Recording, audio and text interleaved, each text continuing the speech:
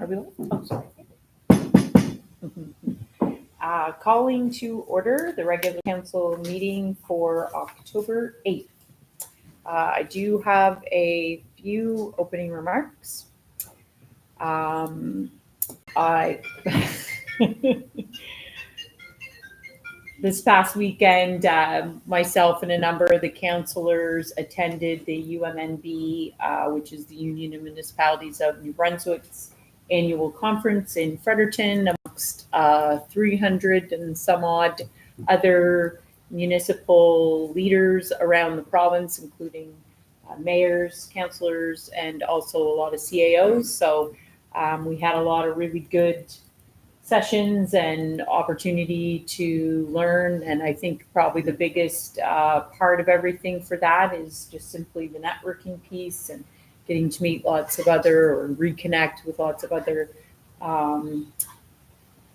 elected officials around the province. So it's always worthwhile. And I am a board of directors, so we had lots of extra meetings on top of that and got to participate on the conference committee this year. So it was a lot of fun. And I will announce as well to the general public that the bail reform resolution that Woodstock passed forward, that got approval to move to ahead at that conference, was passed.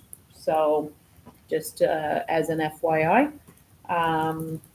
Last night we had a really successful MLA candidate moderated forum at the Woodstock High School McCain Community Theatre for the Woodstock Heartland Riding candidates, which all 6 candidates came, and it was a really good evening. We had, I think, over, Toby, you did a quick head count, but we were around 200 in person.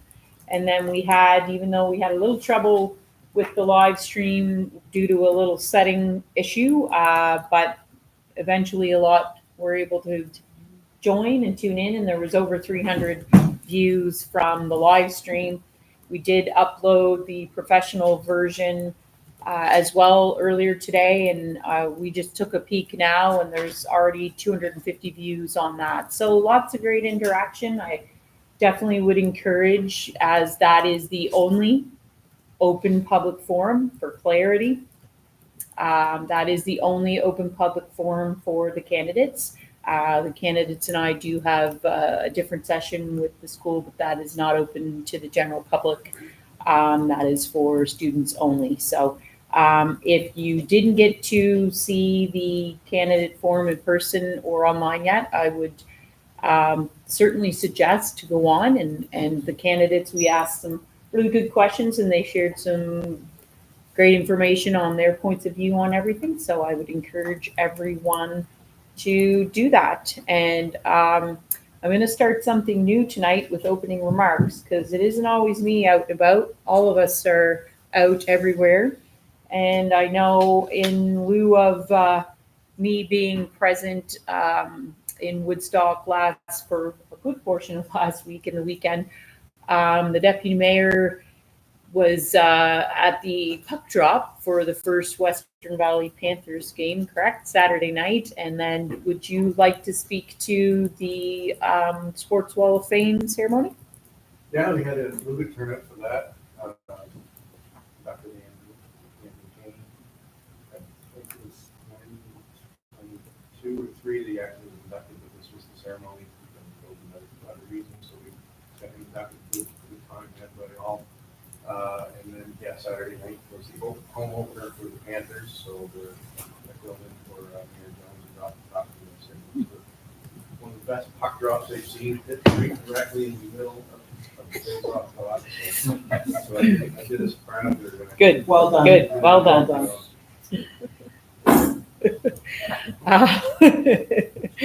Other than that, I will say it's been extraordinarily busy. We've had a busy few weeks, and both staff, council.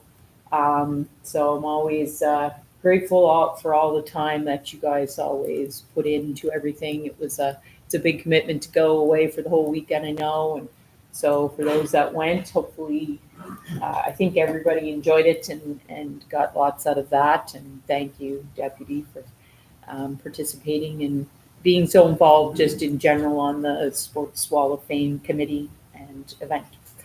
So I think that's it for me. But again, the new format is opening remarks are now open to all councillors. So if there's something in particular that I've missed or a different event that you guys have been at that you want to highlight, you can please do now.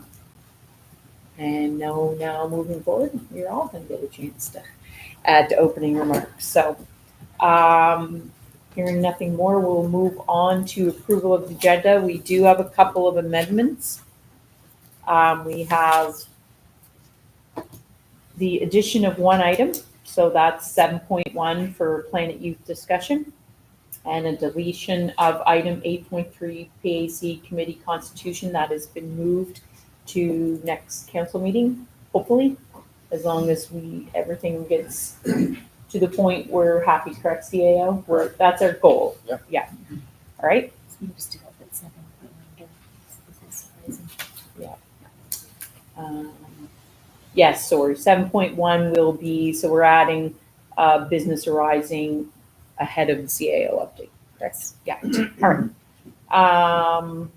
Could I get a motion that the agenda for the regular council meeting dated October 8th, 2024 be approved with the following changes? Addition 7, business arising from the minutes. Item 7.1, Planet Youth discussion. Delete item 8.3, PAC committee constitution. Moved by Councillor Martin, seconded by Councillor Bradbury. All those in favor, please signify by saying aye. Aye. Contrary minded, nay. Motion carried.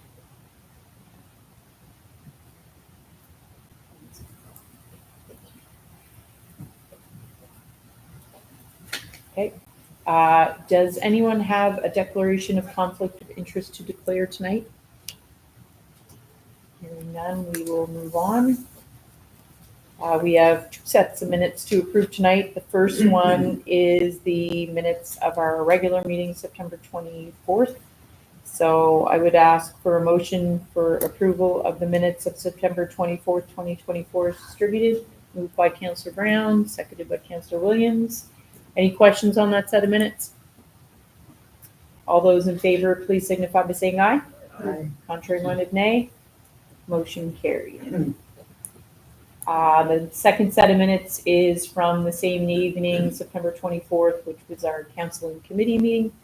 If I could get a motion for the approval of the council and committee meeting minutes of September 24th, 2024 as distributed.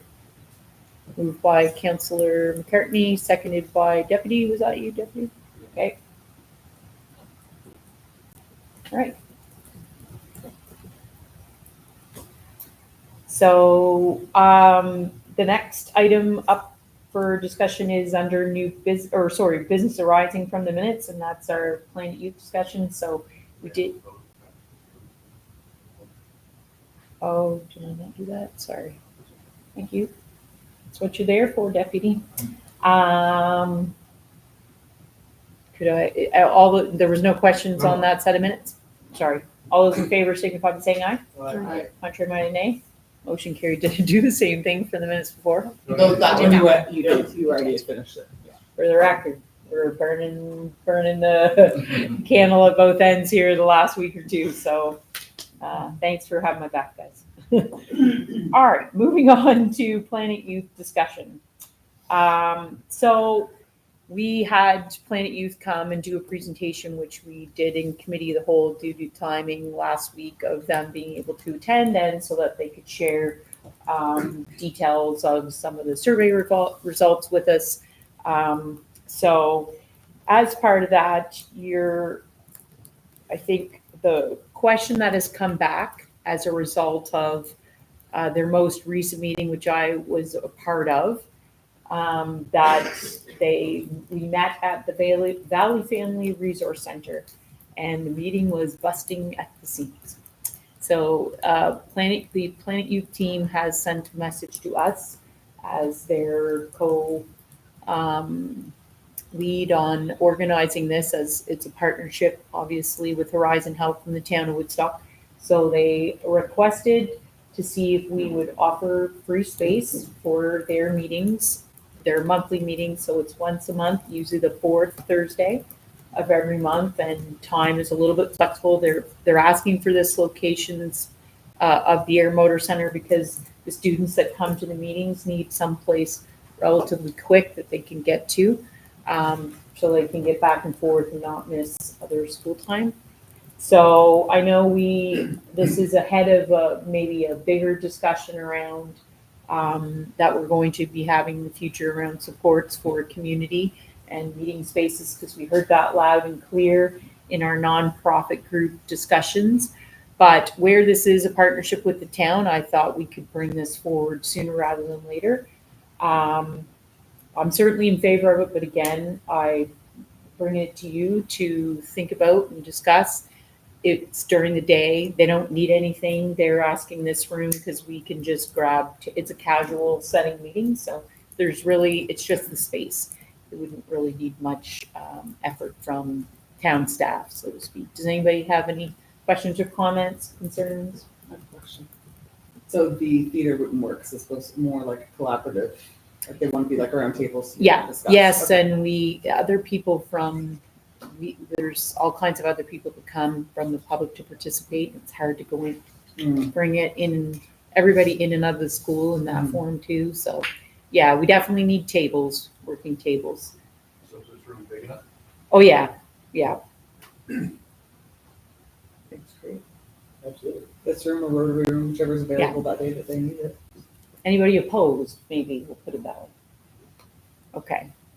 So we do have a couple motions prepared, but we'll handle this one first. So the motion would be for council approves to offer in-kind space to Planet Youth for the regular monthly meetings during the school year. Do I have a mover? Moved by Councillor Williams. Oh, sorry. Seconded by Deputy Mayor.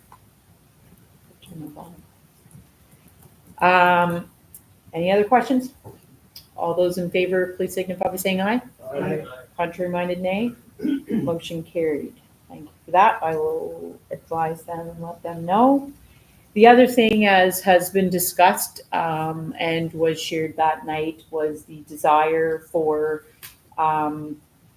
the development of a youth council to be named, I think in the future, whether youth is the right name or what it is called. So in further conversation, the students have kind of been given an update there. And I think what I'm asking today is for your support to give me permission to act as the coordinator. I think I envision the youth council acting outside of any one school eventually. But I think right now we have a really great Planet Youth student team at the high school that is willing to help build this program and determine what this is. Your participation in this and the ask of staff is simply that when we need your input as to something as part of the process, or that we would be able to bring that to you and you would agree to participate by reading it, responding, and it would be the same with staff, because once a youth council's formed, obviously they will be participating with us in some manner. So we can't develop that without you and the staff, because we'll all play some type of role moving forward. But also, we really wanted to be conscious. This has been a topic for a little while with Planet Youth, but instead of developing something for them, we want them to be leading the development of this. How is it that they want to engage with us? What do they see as their purpose? And how would they like to run it? So we really want them leading this, rather than us creating something and then just asking for students to participate. I also want their input on who sits on the council, how many people. So we've got the year will be spent building this out, whether we end up with a youth council at all this kind of calendar year. I think we'll decide. It may depend on how active everybody is and how quickly we can move something like that, but there's no pressure kind of on it this year. They've got other things that are on their list other than this. So I don't necessarily anticipate that will happen. Plus, I do think we have 3 schools, so we want to figure out how to ensure good representation from all schools, plus young adults in our community, if that's what everybody decides is the way to go. So what I'm asking tonight is not a whole lot of lift for you guys, more just permission that we'll agree to oversee or be working collaboration as we oversee the development from both myself and the Planet Youth coordinators that work for Horizon Health, which you guys met the other night. Anybody have any thoughts, questions, concerns? Anybody? You guys are quiet. No? Anybody against this or contrary? Okay. All right. The motion would be for council approves Mayor Jones to act as coordinator from the town with the Planet Youth High School Committee and Planet Youth team to develop a constitution for a youth council for the town of Woodstock. The council agrees to have both staff and council participate as necessary during the process to confirm the final process and to obtain feedback. Moved by Councillor McCartney, seconded by Councillor Leach. Any further questions or? Okay, all those in favor, please signify by saying aye. Aye. Contrary minded, nay. Motion carried. I appreciate the support on that. I will keep you updated. I guess I didn't say much because I was forgetting that we talked about this all off camera. Right, so the general public is, 100% in support. Yeah. We thought it was a great idea, really Yeah. wonderful opportunity Yeah. and stuff for the youth. I appreciate the feedback there. So if anybody else would like to say anything about that, because again, we had lots of really great discussion with the Planet Youth leads on this. And it is a really important initiative. We're very fortunate to be one of the 4 area or municipalities selected to participate in this pilot project, and we're already almost halfway through a 5-year pilot project. So, it's time's blurring by quickly. So this will be a good, if we can get this out of the group, that'll be a good accomplishment, I think, because that will help ensure that it moves on regardless of whether the pilot turns into a permanent. So I appreciate the support. I'm excited to see where it goes. Yeah, it's important I think we all agree, it's important that our youth are included. I'm 100%. I think I have been hesitant so far since we've kind of come in our term to just shove that out there without having a really good purpose. And so I wanted to take our time, and knowing that the Planet Youth was already in way, I think this is a really good avenue to do that. So moving on to the next item, CAO update. All yours. Okay, so as always, I'll go through the top priority items that we've been working on. So the managed IT implementation, as we know that we have all buildings on the upgraded network, remote support, we've done the email migration, we've done Microsoft 365 training for staff, and then earlier this evening we did it for council, which was fun. Next up is shared file design and migration. So there's some more work, and then right after that we'll be doing the phishing training, security training. So we're continuing to progress on that. It's going well. Bylaw derelict or unsightly premises. We have the bylaw drafted. We're reviewing the processes that we actually need to do to implement that, and I'll be giving a briefing to council just a little bit further down the agenda tonight on where we're at with that. EML shelter plan for the wards. So that Northampton Rec Center has put in a proposal that's actually quite good and not as expensive as I thought it might be. Should be under $35,000. I've approached the Regional Development Commission. Unfortunately, my agent is on vacation until next week. So we're going to support them trying to get support on that program. And for the our motor center, we have had an external consultant look at it, an engineer that actually helped in the design. She said it's very complex. I'm going to reach out to her this week and ask her to come up. We're going to spend a little bit of money to come up, look at it again.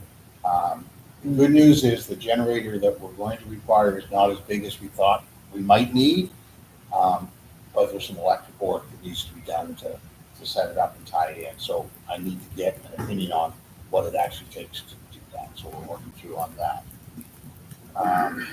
For the town hall, we're continuing to review the options on that one, and we'll talk later on that. The PAC committee and the constitution, so we did get a draft of the constitution back from our planning officer. Overall, it's not bad. There's a few edits that I want there, but there's one sort of overriding question that we need to talk about internally on how we want to manage it. So I'm not ready to present that tonight because there's some work we need to resolve on that. But that'll be coming forward for the next council meeting. The Carlton Manor development, we are continuing to work with the housing hub, and then our consultant Stantec has started topographical surveys and some of the other survey work on that. So that's proceeding on schedule. So that's good.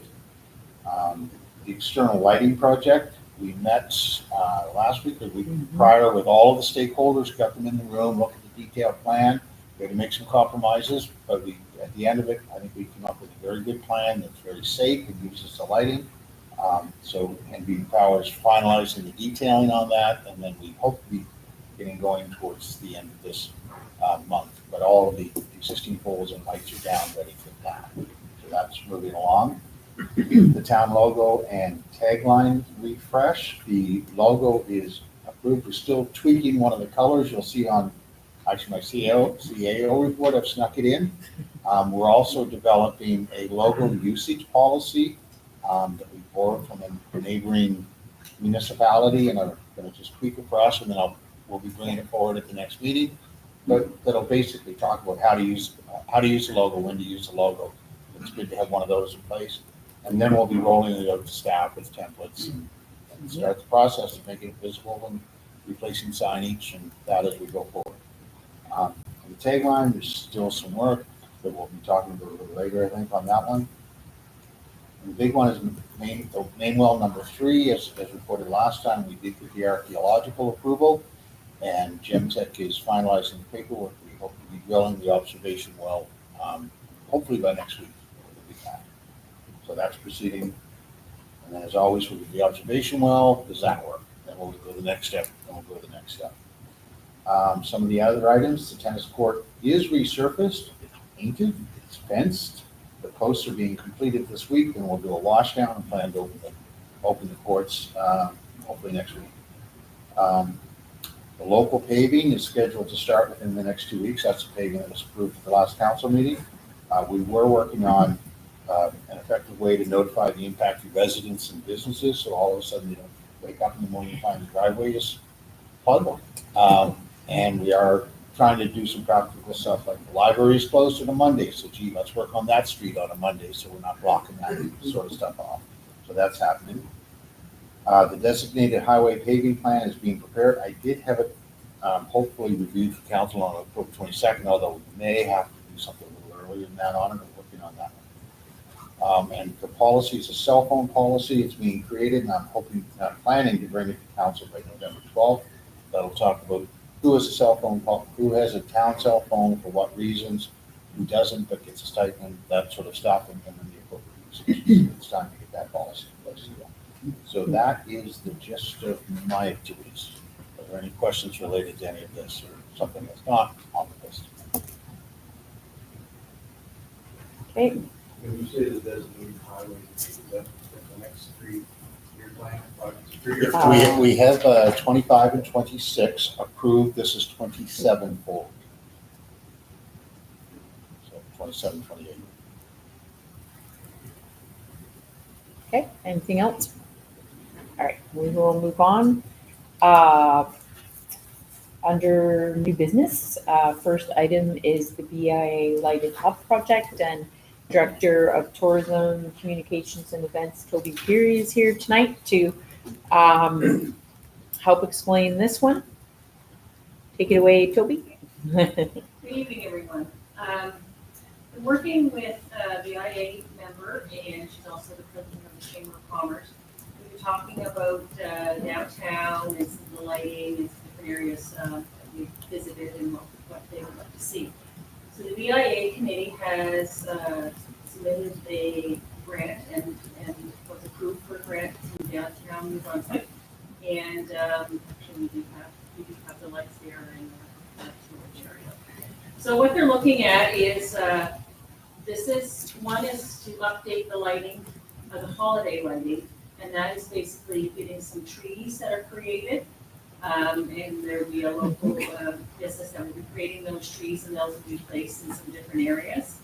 But also some permanent lighting, which would be clear lighting that would be downtown that will stay up.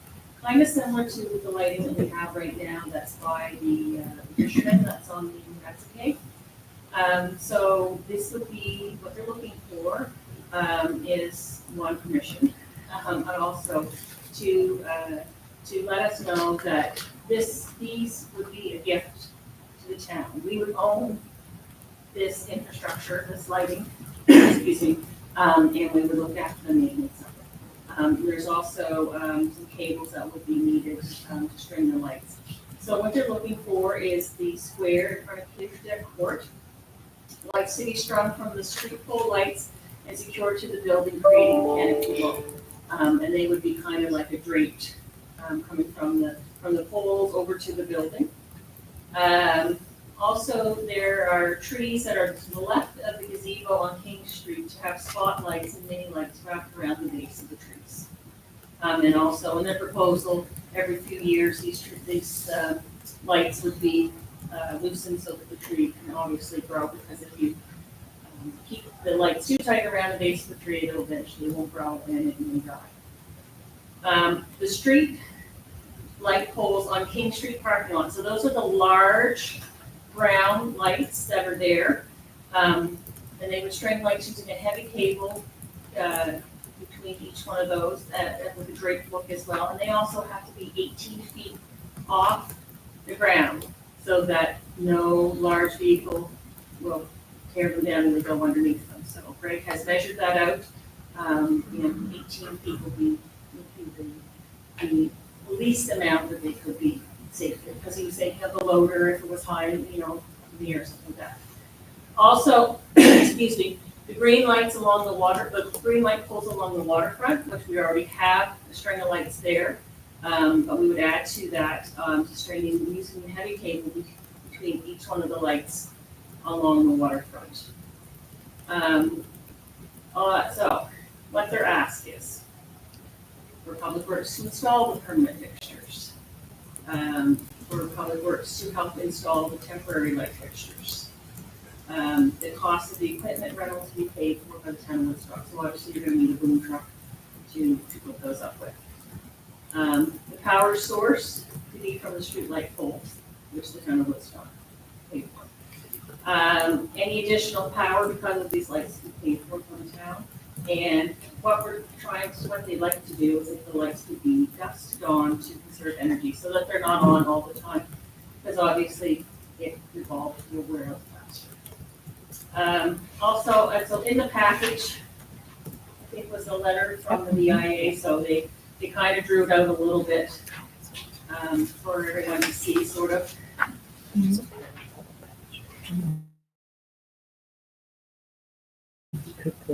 So I guess what I would recommend, just to make it so that our downtown looks has more of a winter theme, and also so they stay up permanently. Because if you notice, a lot of residents now have some of these lights on their outside, whether they're on their porch or in their trees, and they're very inviting. But they also kind of like the area up a little bit more.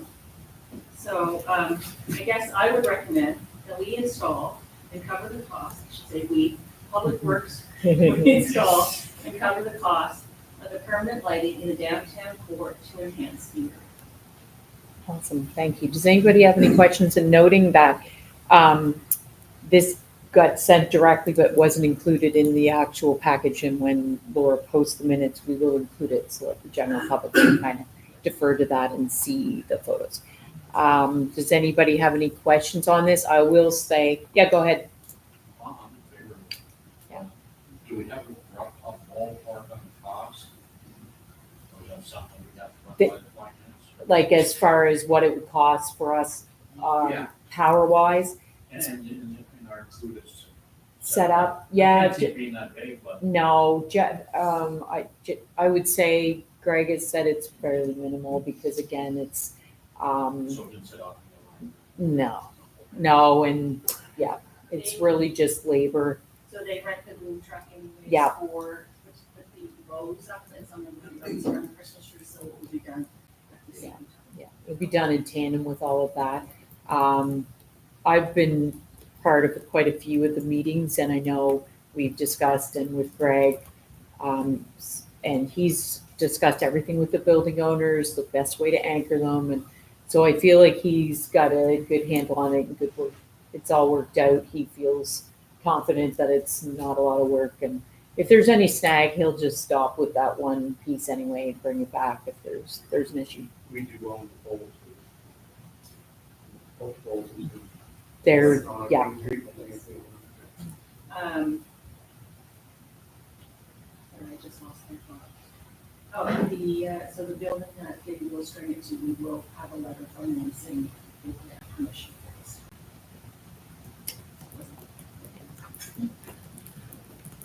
Toby, do we have an assurance of that the lights are going to be dusted on? I know that they're looking into it, but I do think we need to have them dusted on so we don't have the light pollution that we were thinking about since we were looking at with the So that's racetrack. something we have to look at on our end on the light poles.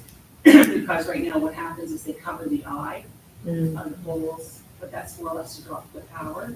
So it's definitely something that we have to look a little bit more into.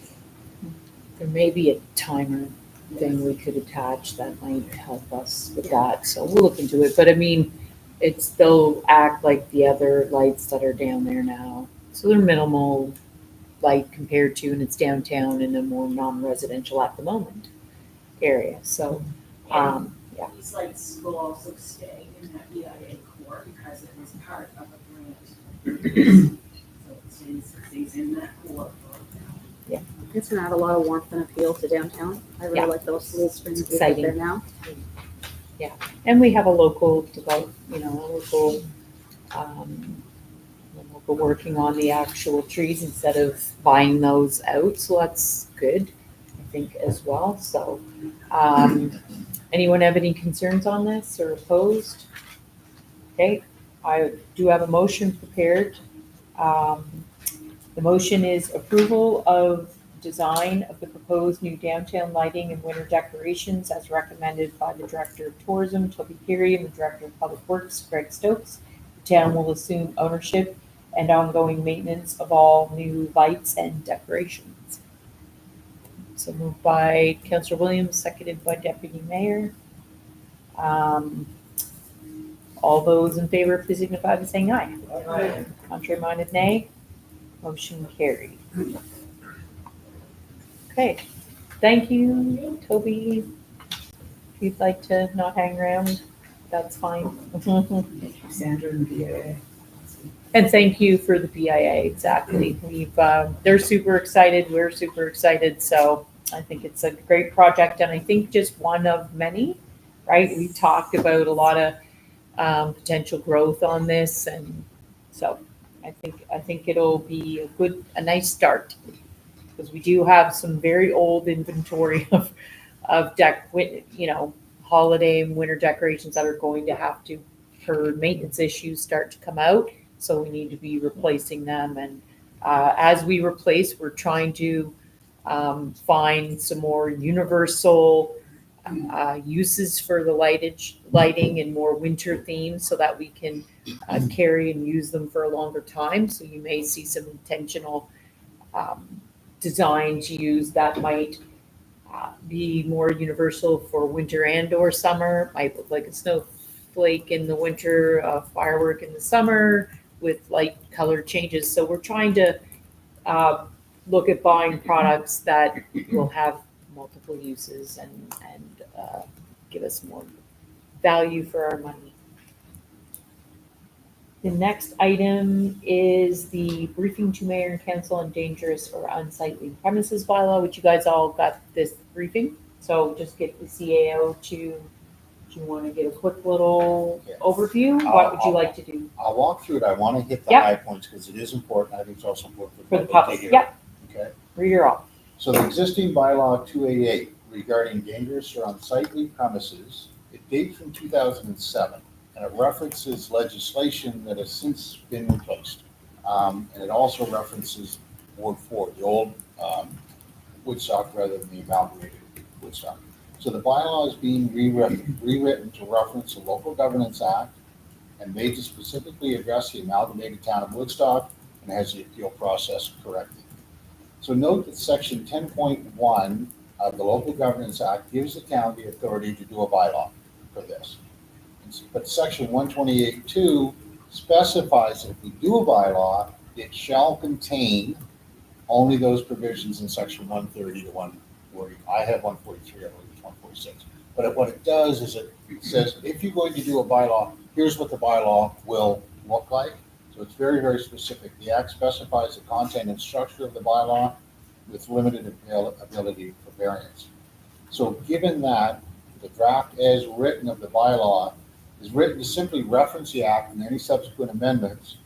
And the intent is to reference the act instead of incorporating it into the bylaw, because the act can get amended 2 to 3 times a year. You can get changed. So if we're writing into our bylaw, we're always playing catch up and our act isn't current. So that's the thought process of how we're framing it up.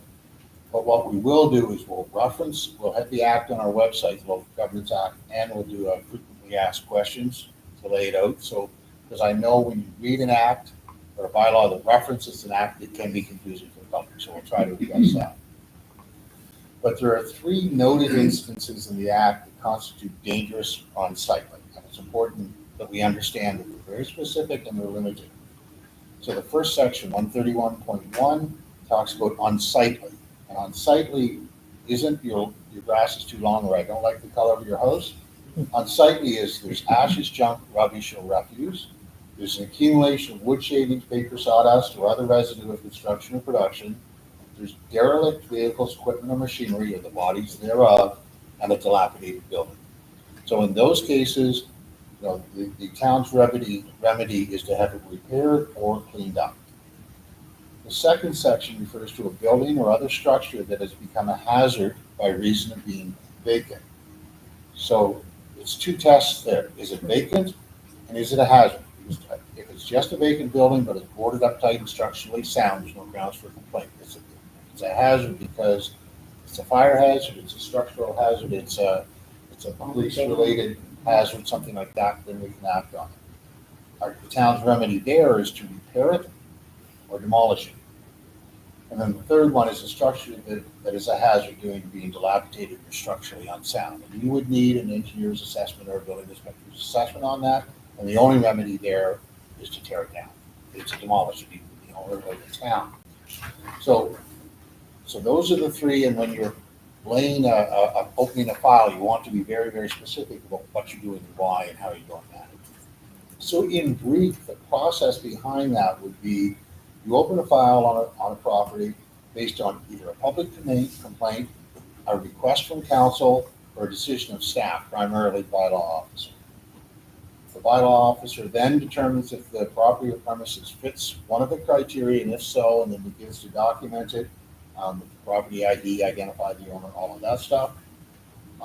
Then we determine if and when to proceed with a specific complaint, because we may have 9 of them out there.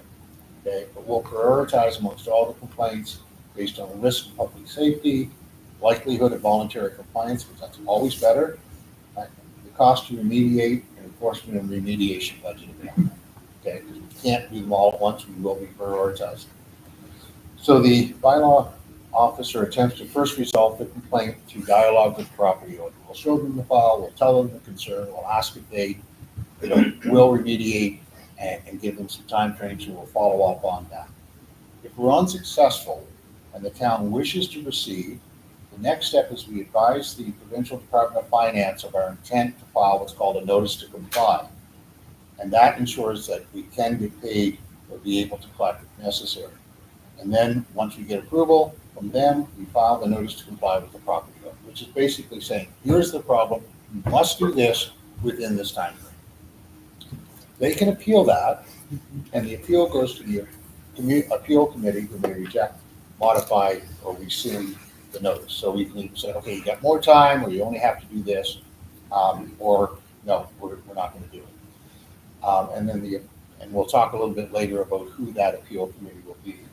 So if the owner loses the appeal, they can go to the Court of King's Bench, okay, and go through the legal route, but whatever they come back with is binding. So once all of that appeal process is gone through, and if the owner does not comply with the notice, the matter is then brought to council, okay? And you will be notified before we do a notice to comply. We will post you on what's coming up. But if they don't comply, we bring it to council, and council can do three things. We can start legal proceedings against the owner, take them to court to do what we've asked them to do. We can do the cleanup ourselves, the cleanup, the repair, or the demolition, and the owner gets charged. Or you can say, stop, you don't want to proceed. I would advise caution on doing that, because if you do it too often, you lose the effectiveness, but that's really it. And we will be advising you prior to even a notice to comply, so there's no surprises at the other end. So once the remediation is complete, assuming that we have to go down and tear down the house, or have a tender to tear down, or clean it up, or do whatever, we bill the owner, and we make reasonable efforts to collect. If we can't collect, the town files a claim with the province before December 31st of any given year. In the following year, they will then reimburse us. That's the reason we had to tell them up front that we were doing this. They will reimburse us. So it's not a cash outflow for us. It is cash flow outflow, but it's not a negative budget impact, because we do get paid back on that. So that is the process of how all of this works. So the next steps for us is we want to clarify certain definitions, such as derelict, vacant, opposed, or vacant as opposed to abandoned, rubbish, refuse, just to clarify that. Create an enforcement process policy that details all the necessary steps and forms. Create our list from our known properties of concern. Then set some priorities, budget for expected 2025 expenses, even though they do come back to us. Determine the appropriate amount to budget for enforcement actions, and then bring the bylaw to council for the 3 readings. So we plan to bring the bylaw for the October 22nd meeting, but I wanted, hopefully, depending on how full the agenda gets, but I wanted to brief council on what it is, what it isn't, how it works, and why we need to move forward. Because we have been getting inquiries about certain properties that are outside of Ward 4 that we actually right now don't have the ability to act upon. I think the biggest takeaway in all of this, as you can hear and listen, is these things aren't overnight. They take a long time. There's a lot of I's and a lot of T's to dot and cross, and we want to make sure that everyone's clear in the process. And I think in discussion and looking at the bylaw itself is a very simple, short document. It really gets into largely the appeal process. My concern over it is that it doesn't have that accompanying or that it needs an accompanying document that explains to constituents how it all works, so that they don't necessarily have to divert back to a heavy constitution or the full act to dig out all of that information. We know that they won't do that. So I think we want to try and set ourselves up so that we're not getting, and the staff aren't getting, a bunch of questions that they can really answer themselves, or that we can provide to them up front. So we want to take our time and make sure we have all that done and then bring it to you. But the goal would be to try and get it to you for the next meeting. Start the process. We used to have everybody look at it and see if we're all on the same page with this approach. And we can get the first reading done, get the process going while we finalize the processes. And it's good timing for discussion, because we have the opportunity to budget some money this year during the budgeting process. Councillor Ballet. Just a quick comment. This looks really, really good. Really good. I know we've kind of been talking about this probably since the beginning, And it's really, I'm really excited to see this type of bylaw being proposed. I think there's one particular building, Ward 2 for sure, the old Southern Crowd Yeah. School that people, I literally every day, people comment to me about, Yeah. So I think this is a really positive step in the right direction, and hopefully. Yeah, the one thing I will say on that school, on that property in particular, is I think there may be an avenue to deal with that through the province. It was being discussed pre-election, so we'll pick those conversations back up. Having it being an old provincial school that is just really not in any type of state that it should be as it is. It would meet the criteria, so I think there's certainly some support there, or was some support there to have some conversations and hike that up the chain and see if the province might not help us in a little bit slightly different manner. Either way, Councillor Bellew, we can go down through the process with it. So, but maybe we'll manage that one and then. Councillor Does Brand? the bylaw speak to the amount of time the owner would have to file an appeal? Yes. or Yes, From appeal to court of convention? Yeah, it's 14 days to file the appeal. The appeal committee must render a decision back within 30 days, and then they go to court of King's Bench. I can't determine time for Court of King's Bench. do you want to talk about appeal committee? So the appeal committee, the proposed appeal committee, and I've talked to peers that have done this and taken legal counsel on it, will be 3 members of the planning advisory committee, and chaired by the development officer, who is a non-voting member of that committee. The logic being, these are already people that are familiar with the town, are familiar with the bylaws and development process, have already volunteered to do some of this. So that we would use that. Currently, our bylaw calls for council to be the appeal committee, but council has a role to play later. So they should not be on the appeal committee. You appeal to the appeal committee, who's the council, and then you're going to appeal to the council later. Yeah. So that's why you would have the PAC be the first court of appeal, and then council is the last step. Yeah, we're in a fortunate position where we do have our own PAC committee, so we might as well use them, right? Anybody have any concerns on that before we finalize everything? Because that is a big, Just Just one figure- quick question too, Lon. Could you explain a little more about how the reimbursement process works and what would qualify for reimbursement? Certainly. So we would apply to the province and say, we are going to, we have put out a notice of comply on this unstructurally sound building, and it will need to come down. The province will look at it, and essentially the criteria is it in tax sale? If it's in tax sale, they'll say, don't proceed, because they can't collect. If it's not in tax sale, they will say, they will log it and proceed. So we will do it, we'll have the invoices, we'll say it's $27,252.12 to take this building down, okay? And then we will bill the owner. Likelihood of collecting is probably fairly slim. So after we've tried to do that, then we will notify the province. The province will say, fine, so we have to tell them before the end of our fiscal year, December 31st, sometime in the next calendar year, they will pay us the 27,000, whatever number I said, and then they will add it to the property tax bill of the owner. So if the owner wants to continue to own the property, they must pay the property tax plus this charge. If not, we'll eventually go for tax sale. So, but the key is you have to notify and get permission first in order to ensure you can collect. That's, yep.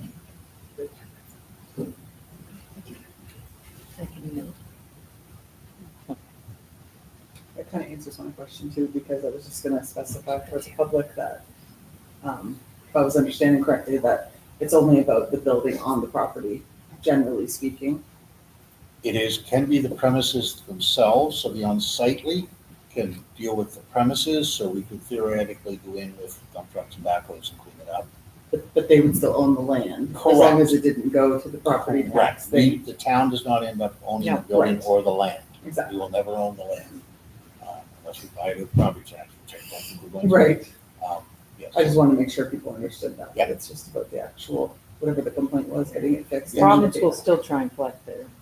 Yes, we will. Well, that's great. Just thinking too, I know we can discuss this more, Yes. but I'm just thinking like, might not be a bad idea to let know that this is coming. That's why we're talking about Right, I tonight. know, but Yeah. like, I have a couple in my ward that I'll give a heads up when we're Yeah. close. Yeah. Yeah. Saying, just so you Yeah. know. this I is know, not coming. every, and I get it, like, not Knowing everybody's that dialed in our there's a meetings, huge but- process to go through first, but Yeah, at we got- least we we're got a long here. way- We got a ways to go. Yeah. And to be clear, the approach will always be to identify the owner, right? And approach the owner first and work to have them do it, to give them the time frame. Okay, you need another 30 days, we'll give you another 30 days because you're partly there, right? You want to do that before we go to the notice to comply. But we're getting there, Councilor. We're getting it. We like it. Okay, anything Can I else? just Oh, sorry. Make sure that we add that.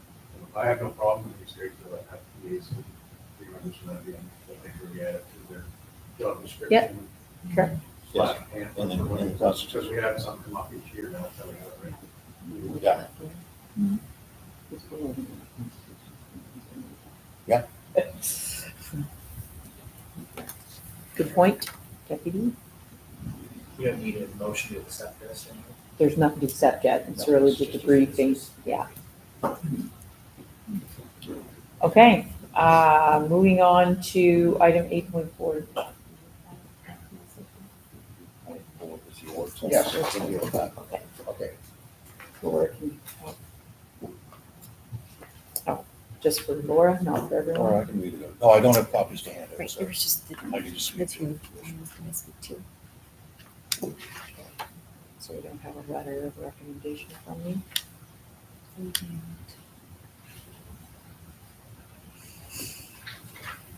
Give me 2 seconds.